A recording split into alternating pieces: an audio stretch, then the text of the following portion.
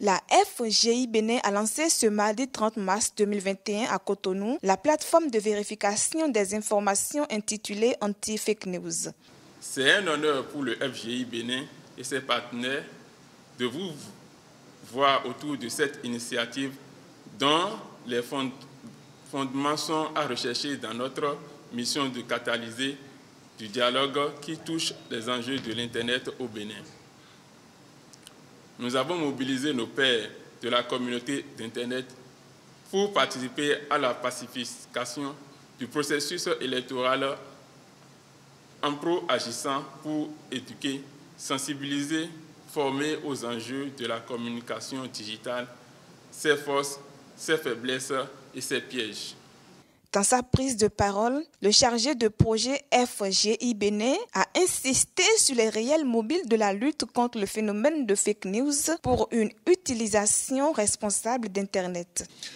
Les fausses nouvelles et les discours de haine sont deux plaies aujourd'hui qui minent Internet dans nos différents pays. Les discours de haine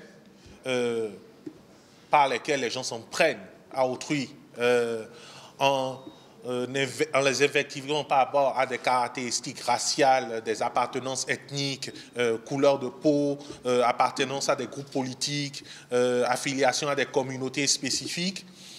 Et les fausses nouvelles que je ne vous présente pas, ou plus, qui sont des informations qui ont été forgées dans le but intentionnel de nuire, de tromper, d'induire en erreur.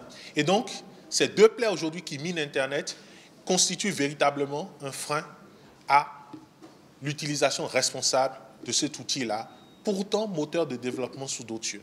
La présentation de la plateforme a été faite en présence des présidents et représentants des associations et différentes ONG de l'écosystème d'Internet au Bénin.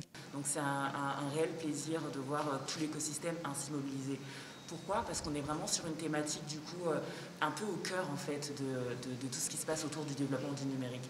La plateforme Anti-Fake News que nous sommes en train de mettre en place est la première en Afrique.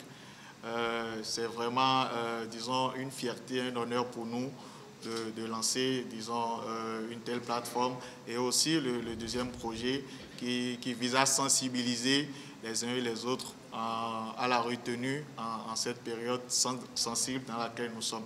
Alors aujourd'hui, nous sommes là pour pouvoir mettre à la disposition de la communauté un outil concret qui permettra quand même de pouvoir dératiser, si vous me permettez l'expression, la propagation des nouvelles. À noter qu'au Bénin, l'Internet est devenu l'outil démocratique le plus utilisé par les citoyens pour exercer leur droit à la liberté d'expression.